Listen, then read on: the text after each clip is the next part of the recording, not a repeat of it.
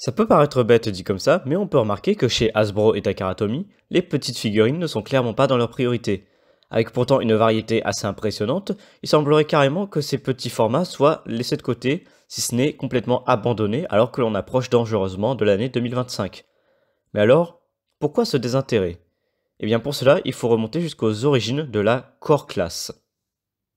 Ces origines ne sont pas si lointaines car elles remontent en réalité à 2021. Cette année-là, Hasbro termine la gamme War for Cybertron avec le chapitre Kingdom. Dans celui-ci, une des principales nouveautés est la classe Core Class, inaugurée d'ailleurs avec Optimus Prime qui a ouvert la gamme.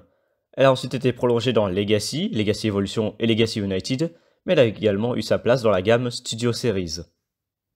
Cet abandon est d'autant plus dommage quand on voit qu'elle proposait une énorme variété dans cette même gamme. Entre les concept art, chez qui nous n'avons malheureusement que deux représentants à l'heure actuelle, à savoir Rumble et Frenzy qui sont tous les deux sortis en 2024. On avait également droit à ça dans les Studio Series 86, là aussi avec des cassettes, et donc en l'occurrence Frenzy et aussi Rumble, ça va de soi. Et même côté live action, on avait du choix, que ce soit côté Bayverse avec notamment Mohawk, ou alors des personnages habituellement plutôt grands qui sont adaptés en petit format. L'exemple le plus notable ici, ça pourrait être Shockwave, qui est repris de son design du film Bumblebee. Personnellement, parmi les core classes, j'aime beaucoup notamment les cassettes, que ce soit côté concept art ou 86, car certes, elles sont extrêmement petites, en fait c'est justement les plus petits core classes qui existent, mais elles sont très mignonnes. Et même pour des formats un peu plus standards, ils sont franchement assez convaincants. Ce qui est vraiment d'autant plus étrange quand on sait qu'il y a eu de la recherche, que ce soit côté ingénierie ou même juste design, pour au final pas grand chose. Je vais illustrer mon propos avec la figurine de Mohawk car je la trouve assez représentative pour ça. Certes, c'est un format qui, comme je l'ai dit, est vraiment pas très grand, ça se compte en centimètres, mais les détails sculptés sont quand même là et l'attention aux détails est suffisamment importante pour qu'on ait un sentiment de qualité. Le seul gros reproche qu'on pourrait faire, c'est les articulations qui sont assez limitées. Déjà, côté articulation des mains, on n'en a quasiment pas, les accessoires sont assez rares, et côté jouabilité, c'est également assez aléatoire.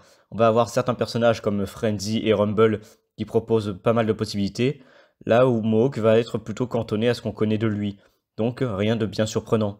Mais on a quand même une efficacité qui est notable, et c'est dommage de ne pas avoir creusé dans cette voie-là. De même, je parlais jouabilité, mais côté transformation, les core classes, certes, on aime ou on n'aime pas l'idée, mais les petits véhicules cybertroniens sont très bons niveau jouabilité car ils sont facilement modulables, et pour les véhicules réalistes, quand il s'agit de petits véhicules de base, ça marche très bien et c'est d'ailleurs le seul moyen de les avoir à l'échelle avec les figurines un peu plus grandes. Le seul point où vraiment on pourrait commencer à tiquer, ça serait pour les cassettes, puisqu'elles sont présentes dans les 86 et les concept art.